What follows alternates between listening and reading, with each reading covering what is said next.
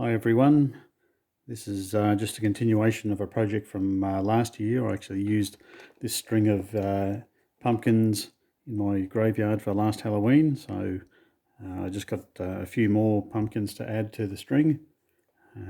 So these started out as pretty much all of them I think came from the reject shop or AliExpress or whatever, but most of them were from reject shop I think, and they were $2.50 each, and they come with this little battery operated light, and then normally there's a RGB flashing light in there which looks pretty hideous, and it's not very Halloweeny at all. It's three little tiny batteries that drive it, and there's normally an on-off switch there. So what I did with these is remove the batteries, remove the switch, desolder the rest of the stuff that was on there. So we're just using these contacts that are still left on there from the battery terminals. And I've soldered a flicker LED, which I just got on eBay. I think I bought 100 of them for, I don't know, $8 or something like that. They're very cheap anyway. You can get these orange flicker LEDs, and they probably came with the resistors. This is a 470 ohm resistor, so that just goes in series with it. So that's the negative of the LED, the shorter leg. And then the longer leg I bent off to the side, attached the resistor, the 470 ohm resistor, and then solder it back to the other terminal there. That becomes my positive. So I've got the wiring just looping in and out of each of these little pumpkins, so I can just power them by 12 volts instead of having the batteries, which, like I said, a bit of a waste of money redoing those each year, because they're only going to last one night. This way you can use them for several nights or a whole month if that is what you do with your display. So these LEDs, they're normally just a clear LED. So I go and get a file. So it's just a fine type file like that. I just go and rough them up until they're all sort of cloudy like that, and then that diffuses it, so that when it's pointing into there, it doesn't sort of just end up with a point of light just beaming up into the top of it, which looks silly.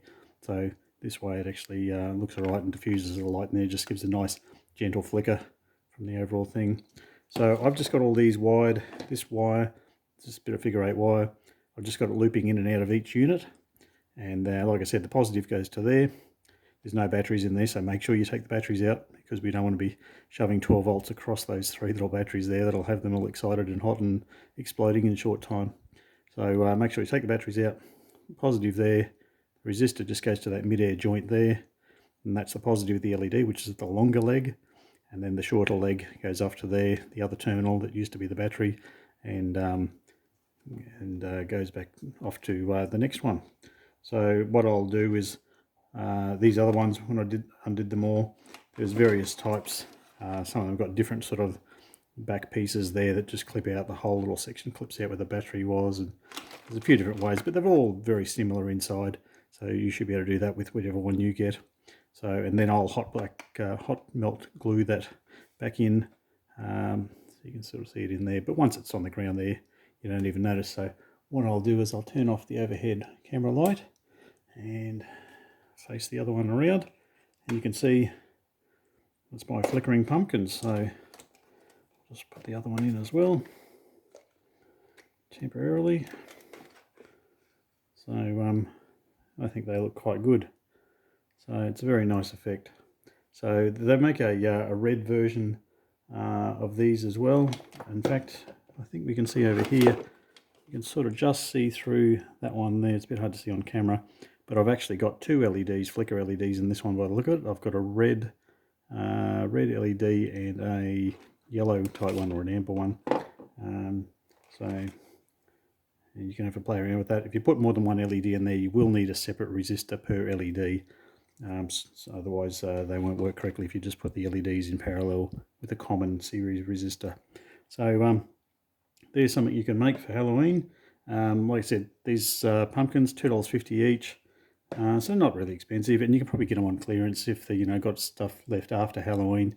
I think a couple of these I picked up for like $1 or something like that after Halloween last year. So I'm just making the string a bit bigger this time. So I've got a whole bunch of them on there.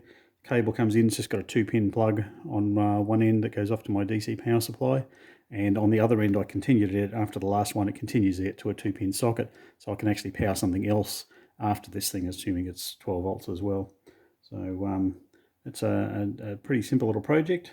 I think it looks a lot better than the original thing that came with, and you get these pumpkins in various designs, so I've got a bit of variety there, so something cool to make.